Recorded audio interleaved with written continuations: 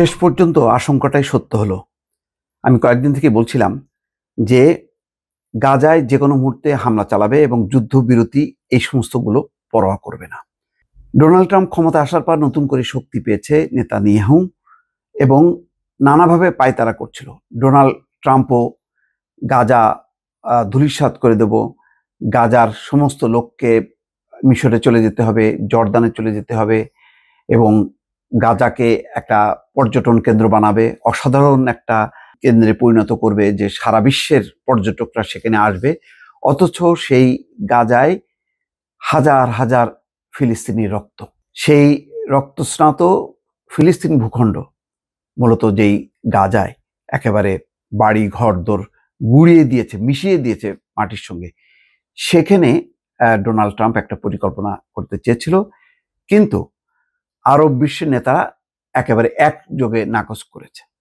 নাকচ করার পর ডোনাল্ড ট্রাম্প ভেতরে ভেতরে ক্ষুব্ধ হয়েছে, যেহেতু আরব বিশ্বের কেউ রাজি না ওই 20 লাখ গাজাবাসীকে আশ্রয় দিতে, বরং তারা বলছে যে গাজাকে নতুন করে সংগঠিত করতে হবে এবং তারা একটা ফান্ডও রেজ করছে যে গাজাকে পুনর্গঠিত করতে হবে, অর্থাৎ আগের অবস্থায় নিয়ে আসতে হবে, যে গাজা যাতে ফিলিস্তিনিরা বসবাস করতে পারে। এর মধ্যেই কিন্তু যুদ্ধবিরতি যেটা চলছিল চলমান, তার অধীনে বন্দি বিনিময় চলছিল এবং নিয়মিতভাবেই যেই জিম্মিরা ছিল আটক, তাদেরকে ছেড়ে দেওয়া হচ্ছিল। অন্যদিকে ইসরায়েল কর্তৃপক্ষও তাদের কারাগারে বন্দি ফিলিস্তিনিদেরকে মুক্তি দিচ্ছিল। কিন্তু হঠাৎ করেই এই ছন্দপতন, একটা শঙ্কা যে না, তাহলে আবারও মেয়াদ বাড়াতে হবে, অর্থাৎ যত বেশি মেয়াদ বাড়ানো হবে গাজায় যে ফিলিস্তিনিরা তারা বসবাস শুরু করবে এবং আরব বিশ্ব সেখানে সহায়তা করবে। এটা তারা হতে দেবে না। এটা হতে দেবে না বলে কয়েকদিন থেকে দেখবেন যে ডোনাল্ড ট্রাম্প হুমকি দিচ্ছে এবং ছোট ছোট অপারেশন শুরু করেছিল ইসরায়েল। আজকে হঠাৎ করেই দর্শক একেবারে ব্যাপক হামলা গাজার বিভিন্ন স্থানে এবং এখন পর্যন্ত 222 জন নিহত হয়েছে। ধারণা করা হচ্ছে হতাহতের সংখ্যা আরো বাড়বে। দর্শক, এই কথাগুলো এতক্ষণ বললাম এই কারণে যে আজকে সকালবেলায় উঠেই মনটা খারাপ হয়ে গেল।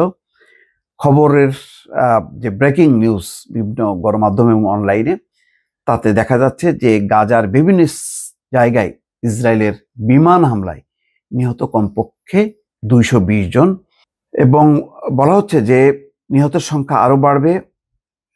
গাজায় যুদ্ধবিরতির মেয়াদ বাড়ানোর বিষয়ে যখন আলোচনা অচল অবস্থার মধ্যে পড়লো, ঠিক সেই সময় এই হামলা হলো এবং এই অচল অবস্থা এখন মনে করা হচ্ছে যে ইচ্ছাকৃতভাবে, যাতে যুদ্ধবিরতি দরকার নেই, বরং হামলা করে গাজাবাসীকে নির্মূল করা, জাতিগত নিধন করা যে পরিকল্পনা, সেই পরিকল্পনাটাই যাতে বাস্তবায়িত হয়। আর যদি জিম্মিরা যদি মারা যায় 50-60 জন যাবে, অসুবিধাটা কি আছে? এরকমই একটা মনোভাব থেকে গাজায় এখন সর্বাত্মক হামলা শুরু করেছে ইসরায়েল। গাজার উত্তরাঞ্চল গাজা সিটি, দেইর আল বালা, খান ইউনিস, রাফা সহ বেশ কয়েকটি জায়গায় বিমান হামলার খবর পাওয়া গেছে। ফিলিস্তিনের স্বাস্থ্য মন্ত্রণালয়ের কর্মকর্তারা বলছেন নিহত মানুষের অনেকেই শিশু। ইসরায়েল সেনাবাহিনী বলছে তারা বেশ কয়েক জায়গাকে লক্ষ্যবস্তু করেছে। যতক্ষণ ততক্ষণ পর্যন্ত এই হামলা অব্যাহত থাকবে এবং তা শুধু বিমান হামলার মধ্যেই সীমাবদ্ধ থাকবে না, অর্থাৎ স্থল ভাগেও তারা হামলা চালাবে। গত 19 জানুয়ারি গাজায় হামাস এবং ইসরায়েলের মধ্যে যুদ্ধবিরতি চুক্তি সই হয়। ওই যুদ্ধবিরতির মেয়াদ বাড়ানো নিয়ে, অর্থাৎ এই যুদ্ধবিরতিটা যখন হয়েছিল এই চুক্তিটা, তখন কিন্তু বাইডেন ছিল, আর ট্রাম্প বলছিল যে সে নাকি ক্ষমতা এসেই মানে একদম ঠিক করে দেবে, আর কোনো যুদ্ধ চলবে না। বরং ট্রাম্প আসার পরে নেতানিয়াহুকে অনেক বেশি উস্কানি যে হামলা করো, এবং তার পরিণতিতে সেটাই হচ্ছে এবং নিশ্চয়ই এই হামলাকে সমর্থন করবে। ইতিমধ্যে নেতানিয়াহু বলছে যে হামলার আগে মার্কিন প্রশাসনেরকে অবহিত করা হয়েছে, অর্থাৎ তাদের জ্ঞাতসারে এই হামলাটা তারা চালিয়েছে। ওই যুদ্ধবিরতির মেয়াদ বাড়ানো নিয়ে কয়েক সপ্তাহ ধরে প্রচেষ্টা চালানো হলেও তা ব্যর্থ হয়। ইসরায়েলি সেনাবাহিনী সন্দেহভাজন ব্যক্তি এবং ছোট দলকে লক্ষ্য করে নিয়মিত ড্রোন হামলা চালিয়ে আসছিল। তবে আজকের হামলার মাত্রা অনেক বেশি। ফিলিস্তিনি স্বাধীনতাকামী সশস্ত্র সংগঠন হামাস বলেছে ইসরায়েল যুদ্ধবিরতি চুক্তি লঙ্ঘন করেছে, ভণ্ডুল করেছে। এর মধ্য দিয়ে গাজায় এখনো আটকে থাকা 59 জনের ভাগ্য অনিশ্চিত করেছে তারা। দর্শক, নিশ্চয়ই এই বিষয়ে আরো পরবর্তীতে ফলো আপ আপনাদেরকে জানাবো। ভালো থাকবেন। আল্লাহ হাফেজ।